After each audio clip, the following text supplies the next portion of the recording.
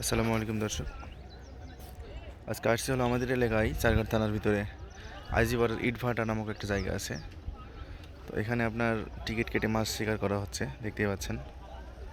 পুকুরটা অনেক সুন্দর, আপনার অনেক গভীর একটা পুকুর। চারিদিকে মানুষ বসে আছেন যার যার মতো করে, বিভিন্ন জায়গা থেকে আসছেন বাংলাদেশের। এলাকার মানুষই বেশি আছে, তবে দূর দূরান্ত কুষ্টিয়া যশোর এসব এলাকার মানুষও আছে দেখলাম। তো এখানে একটা মাছ পেয়ে গেছি, আমরা একটু আপনাদেরকে দেখানোর চেষ্টা করি।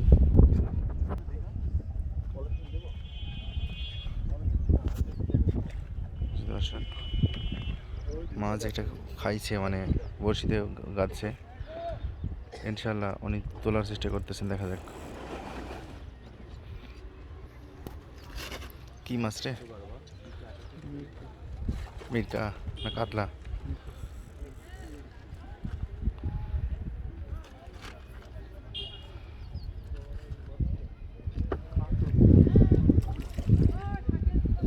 বড় মির্কা মাছ। এদিকে একটু ধরেন উঁচা করে। ঠিক আছে, থ্যাংক ইউ।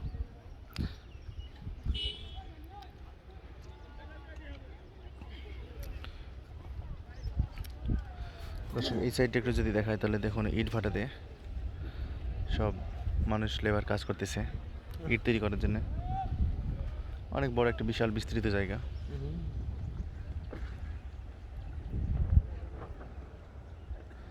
আমাদের এলাকার মানুষ সচরাচর আপনার এই এলাকা থেকে ইট টিট কিনে। এখানে যে কাঁচা ইট আছে, এই যে আপনার কাঁচা ইট, আর ওগুলো শুকায় গেছে। এই যে সেই ইট ভাটা, বিরাট বড়।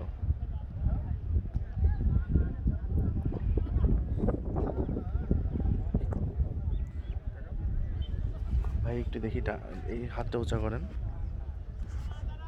আচ্ছা ভাই, ঠিক আছে, থ্যাংক ইউ। কোথায় পারবে?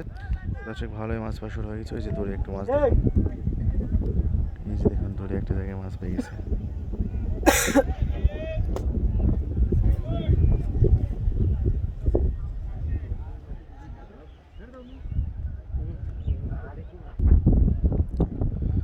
ভালোই মাছ পাচ্ছে ইনশাল্লাহ দর্শক সবাই।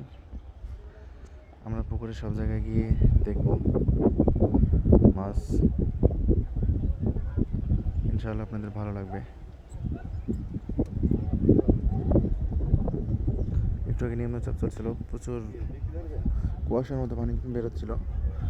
এলাকার মানুষ ভয় পেয়ে গেছিলো যে হয়তো বা মাছ মারা হবে না, কারণ দূর দূরান্ত থেকে এসে যদি মাছ মারা না হয়, এটা তাদের জন্য একটা বিড়ম্বনা।